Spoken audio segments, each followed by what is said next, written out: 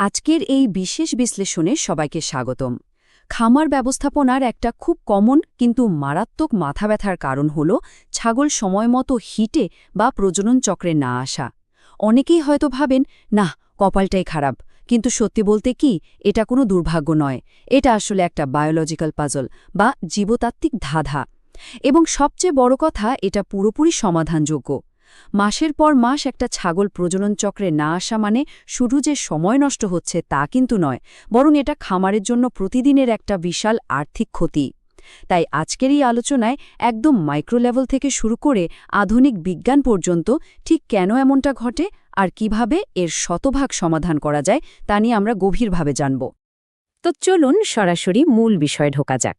একটা প্রাণী দেখতে দারুণ নাদুস-নুদুস, তাকে প্রতিদিন পর্যাপ্ত খাবার দেয়া হচ্ছে, বাইরে থেকে দেখে মনে হচ্ছে সে সম্পূর্ণ সুস্থ, তারপরেও সে প্রজনন চক্রে প্রবেশ করতে পুরোপুরি ব্যর্থ হচ্ছে কেন? এই আপাতদৃষ্টিতে সুস্থ প্রাণীটার ভেতরে আসলে এমন কি ঘটছে যা বাইরে থেকে আমরা টেরই পাচ্ছি না? খামার ব্যবস্থাপনার ক্ষেত্রে এর চেয়ে বড় রহস্য আর কি হতে পারে, তাই না? আর এখানেই আসে সবচেয়ে গুরুত্বপূর্ণ বিষয়টা, নীরব ক্ষতি, বা যাকে আমরা বলি হিডেন লস। একটু ভেবে দেখুন, যখন একটা প্রাণী সময়মতো হিটে আসে না, সে তো চুপচাপ খামারের জায়গা দখল করে আছে, রোজ খাবার খাচ্ছে, কিন্তু বিনিময়ে কিছুই দিচ্ছে না। এটা মূলত একটা সাইলেন্ট ফাইন্যান্সিয়াল ড্রেন। প্রতিদিনের এই অদৃশ্য ক্ষতিগুলো যখন এক জায়গায় করা হয়, বছর শেষে দেখা যায় খামারের লাভের খাতা একেবারে শূন্য হয়ে গেছে। এই সমস্যাটার শেকড় থেকে সমাধান বের করতে আজকের পুরো আলোচনাটাকে আমরা ৩ ভাগে সাজিয়েছি।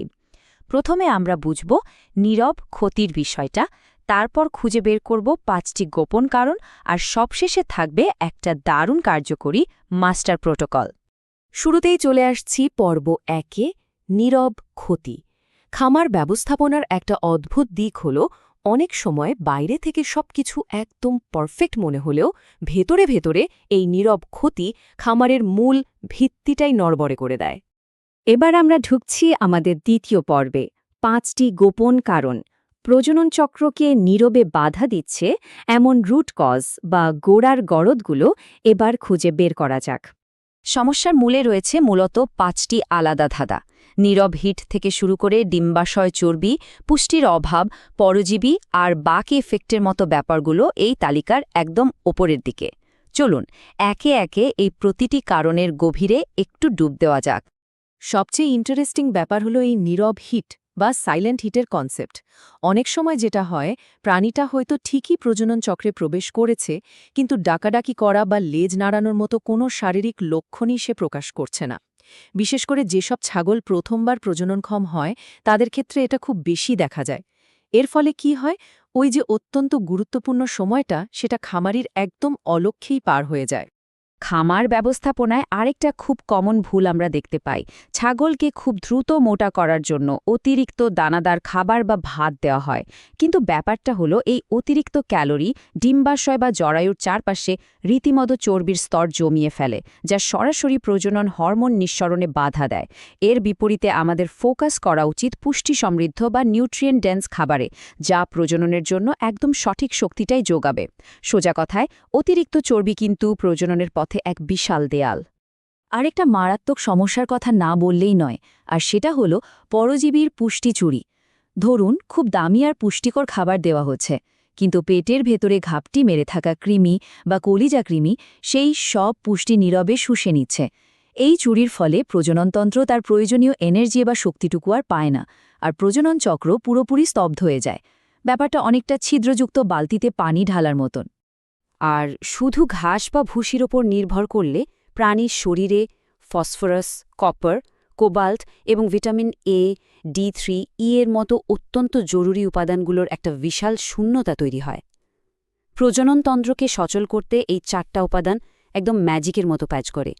এগুলোর অভাবেই মূলত পুরো প্রজনন প্রক্রিয়াটা একটা কঠিন বাধার মুখে পড়ে যায়। সমস্যাগুলো তো খুব ভালোভাবে বোঝা গেল। এবার আমরা চলে যাচ্ছি আমাদের শেষ এবং সবচেয়ে গুরুত্বপূর্ণ পর্বে, মাস্টার প্রোটোকল। হারানো প্রজনন ক্ষমতা ফিরিয়ে আনার একদম 100% কার্যকরী সমাধান নিয়ে এবার কথা বলা যাক। এটি মূলত একটা ফুল প্রুফ 5 ধাপের মাস্টার প্রোটোকল। হারানো প্রজনন ক্ষমতা ফিরিয়ে আনার একটা চূড়ান্ত রোড ম্যাপ বলতে পারেন একে। এই ধাপগুলো যদি একদম নিখুঁতভাবে অনুসরণ করা যায় তাহলে ফলাফল যে জাদুকরী হবে তা আর বলার অপেক্ষা রাখে না। প্রথম ধাপটার পেছনের যুক্তি কিন্তু একদম জলের মতো পরিষ্কার। সবার আগে শরীর ভেতর থেকে পরিষ্কার বা সিস্টেম ক্লিনজিং করতে হবে সঠিক মাত্রায় কৃমিনাশক দিয়ে।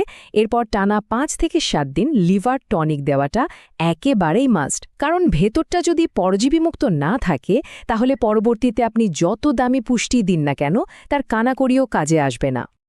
এরপর আসছে সেই দারুণ সায়েন্টিফিক মেথড, ফ্লাশিং।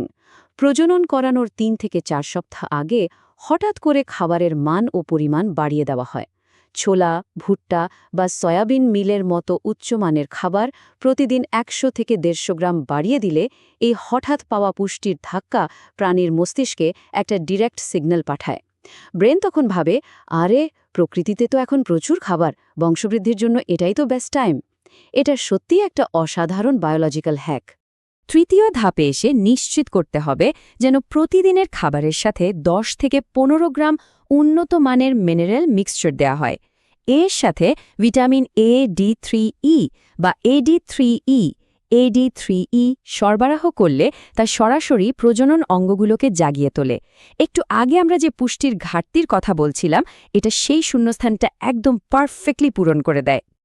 আর এই ধাপটা তো এক জাদুকরী প্রাকৃতিক প্রক্রিয়া, বাক এফেক্ট। এটা এমন একটা পদ্ধতি যেখানে একটা তেজি ও সুস্থ পুরুষ ছাগলের উপস্থিতি এবং তার শরীরের বিশেষ গন্ধ বা ফেরোমোন মাদি প্রাণীর প্রজনন হরমোনকে ম্যাজিকের মতো বাড়িয়ে দেয়। প্রতিদিন কয়েক ঘন্টার জন্য এদের শুধু একসাথে রাখলেই এই প্রাকৃতিক উদ্দীপনা দুর্দান্তভাবে কাজ করা শুরু করে দেয়। সবশেষে থাকছে একটা চমৎকার অর্গ্যানিক বা প্রাকৃতিক স্পর্শ। আমাদের দেশীয় টোটকা হিসেবে অঙ্কুরিত ছোলা বা গমে প্রচুর পরিমাণে ভিটামিন থাকে। টানা 10 থেকে 15 দিন প্রতিদিন যদি 50 গ্রাম করে এই অঙ্কুরিত খাবার দেওয়া যায় তবে তা প্রজনন ক্ষমতাকে বহুগুণে বুস্ট করে। ভীষণ সহজলভ্য, অথচ এর কার্যকারিতা একেবারে চোখে পড়ার মতো।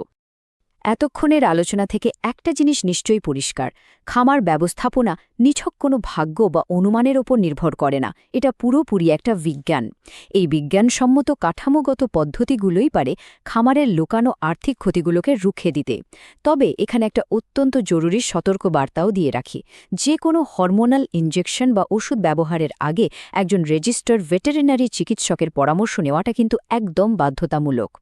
আজকের এই বিশেষ বিশ্লেষণটি আমরা এখানেই শেষ করছি, তবে শেষ করার আগে একটা বিষয় একটু গভীরভাবে ভাবার অনুরোধ করছি। অনেক খামারেই কি এমন নীরব সমস্যাগুলো বছরের পর বছর লুকিয়ে নেই, যা হয়তো এতদিন নজরেই আসেনি? এই বৈজ্ঞানিক পদ্ধতিগুলো প্রয়োগ করে সেই সমস্যার সমাধান কিন্তু এখন একদম হাতের মুঠোয়। এই তথ্যগুলোকে কাজে লাগিয়ে খামারকে আরও লাভজনক করে তোলার এখনই সেরা সময়।